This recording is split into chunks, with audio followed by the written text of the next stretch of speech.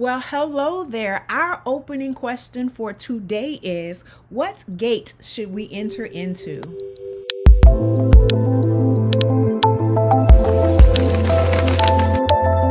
As we continue our warm up, let us pray. Father God, my Redeemer, I know that you live, and in the end, you will stand on the earth. I am glad that I know you, but most importantly, I am glad that you know me. Send us peace, Father. Amen. Before we get into this chapter, it's a YouTube algorithm. So to help others find this Walk With Me channel so they too can learn about the goodness of our Lord and Savior, please take this time and hit the buttons like and subscribe. And so you will also know when our next Walk With Me journey is available. Press the notification button right next to the word subscribe. For Matthew chapter 7, on a make it personal level, I know that daily I desire to do my best, but I know that I cannot do my best without the Lord leading and guiding me. So I must daily ask for strength to do the right thing, to say the right thing, to think the right thing. And I know that I cannot do this on my own. So I pray for you, and I ask that you pray for me. Again, here in Matthew chapter 7, as discussed in previous walks with me, chapter 7 is a part of the section in the Bible known as the Sermon on the Mount. And in Matthew chapter 7, it starts off with a theme that says, do not judge. And so if we go backwards to chapter 6, we hear Christ tell us to not do our charitable deeds to particularly be glorified, but that God should be glorified. We should do these things in secret, and God will reward us. Chapter 5, backing up just a little bit more, lets us know that we should love our enemies. So back up here into chapter 7, what's telling us, do not judge. I love how the Lord illustrates not only for us the characteristics that we should have as a Christian, not only does he illustrate for us how we should pray, how we should seek the Lord first in all things, but he takes the time to show us how we should interact with one another, love our enemies, and not to be all flashy with our charitable goods. And not only that, but here in 7, we should not have a hypocritical, judgmental attitude. And so verses 1 through 6 lets us know again that we should not have a hypocritical, judgmental attitude. We shouldn't be going around pointing out the faults of others as if we don't have faults ourselves, as if we don't have our own stinky poop. We should, however, be able to talk to one another, to point out certain things, but it should not be judgmental as if we are holier than thou.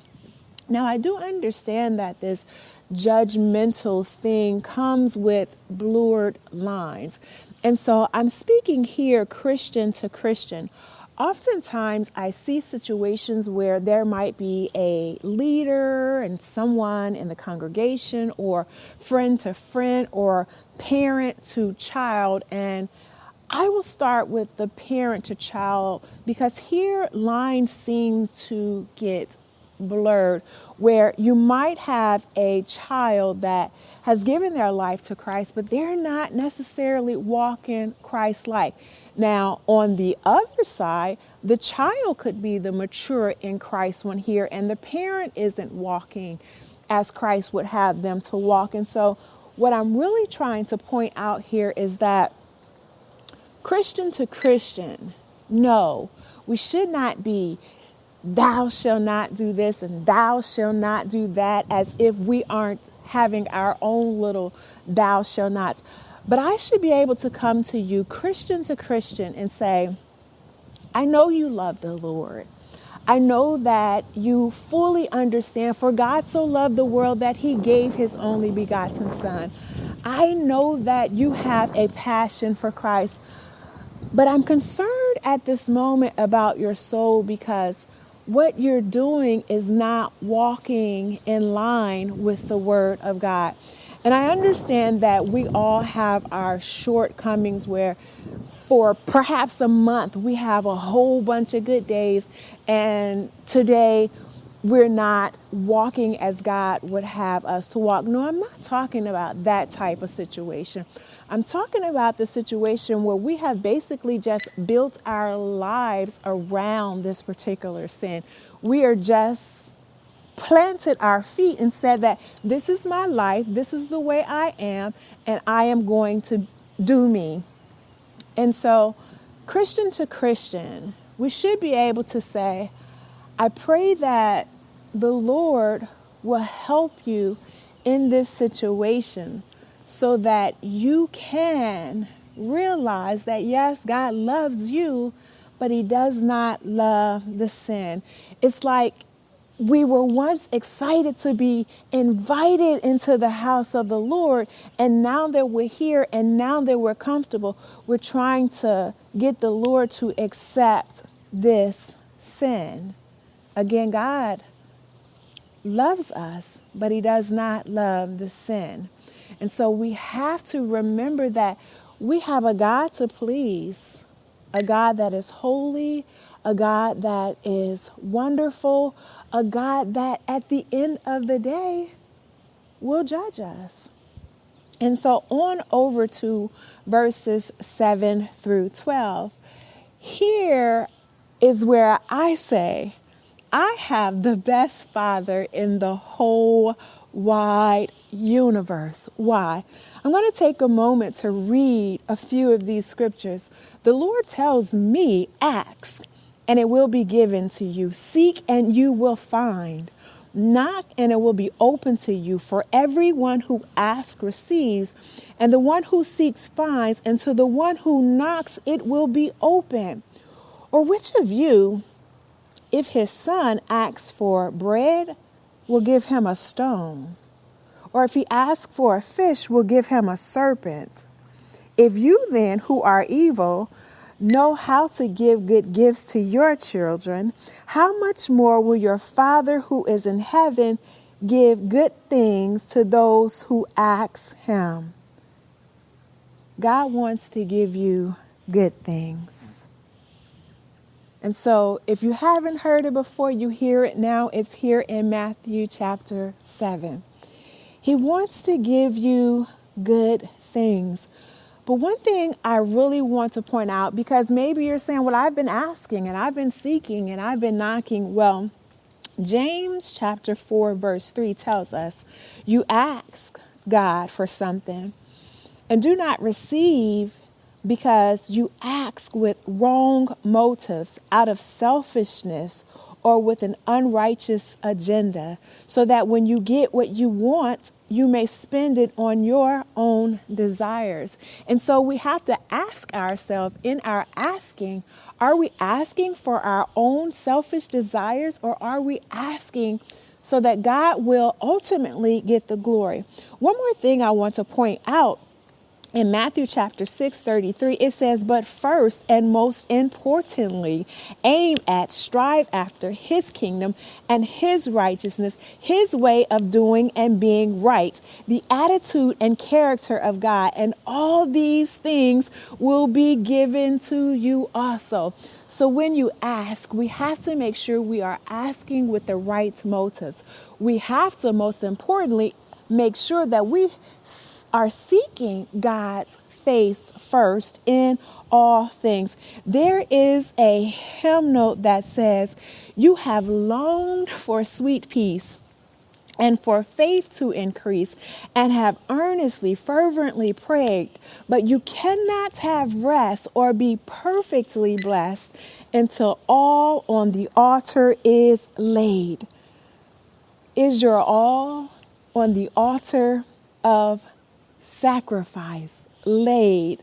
Your heart does the Spirit can control. You can only be blessed and have peace and sweet rest as you yield him your body and soul. So in your asking, make sure that your spirit is controlled by the Spirit of God. For verses 13 through 14, but small is the gate, and narrow and difficult to travel is the path that leads the way to everlasting life, and there are a few who find it. This word few, I wholeheartedly pray that the Lord sees me in that number of the few. And so again, as I said earlier, I pray for you and you pray for me, because this scripture also says this road to the straight gate is narrow and it's difficult. And that's why daily we must seek the Lord first. First, seek his righteousness, seek his face, seek his protection, his guidance, seek his protection from temptation. On down to 15 through 23. Here, I don't know who is listening to this, and perhaps someone that is a Christian, or perhaps it's someone who doesn't want anything to do with Christ altogether. But I'm here for a moment to stop right here and say that, yes, maybe you've come across someone that has done you wrong or given you some bad information. But here in the Bible, Christ warns us to beware of false prophets. Everyone that says they are a pastor, that says they are a Christian, a deacon, a whatever in the body of Christ is not really for Christ. But yes, some are out for their own personal agenda, whatever that may be. Here in this verse, Christ is letting us know, beware of false prophets, teachers who come to you dressed as sheep, appearing gentle and innocent, but inwardly are ravenous wolves. How can I tell the difference? You may ask. They look like a Christian. They sing like a Christian. They shout like a Christian. How can I tell the difference? The Bible says you can tell the difference by their fruit. Are they producing love or are they producing hate? Does it seem as if when the day is done, they are all about their own personal agenda? We have got to make sure that we have a relationship with Christ. This is why it is so important to get to know the Lord for yourselves. Abba, Father, wants a one-on-one relationship with you. You see, as nice as I am and as cool like that as I am, would you let me take your $1 million check to the bank? Or would you go get your own blessings? And that's the type of open relationship the Father wants to have with us. He's saying, come get your own blessings. Don't let what this person is not doing or that person is doing stop you from getting to know the source to your heart's desires. Christ wants it all. He wants a relationship with us. On over to verses number 24 through 28. Again, Matthew chapter 5 through chapter 7 is known as the Sermon on the Mount. Like I said on a previous walk, I like to describe the Sermon on the Mount as how Christians should be. It's like Jesus carved out this particular portion of the Bible to say, this is how you should be. This is what is expected of you. This is how you should walk. This is how you should talk. This is how you should communicate with the Father. This is how you should communicate with one another. I highly encourage everyone to take some time to read chapters 5 through 7 slowly. Have a pen and paper nearby. And as you're reading it, be like Samuel in 1 Samuel chapter 3, verse 10, where Samuel said, "Speak, Lord, for your servant is listening." Have your paper and your pencil and wholeheartedly mean, "Speak, Lord, for your servant is listening." Jesus says, "So everyone who hears these words of mine and acts on them will be like a wise man, a far-sighted, practical, and sensible man who built his house on the rock, and the rain fell, and the floods and torrents came, and winds blew and slammed against that house. Yet it did not fall, because it had been founded on the rock. And everyone who hears these words of mine and does not do them will be foolish, like a foolish man who built his house on the sand, and the rain fell, and the floods and torrents came, and the winds blew and slammed against that house, and it fell, and great and complete was its fall." I pray we all be ready.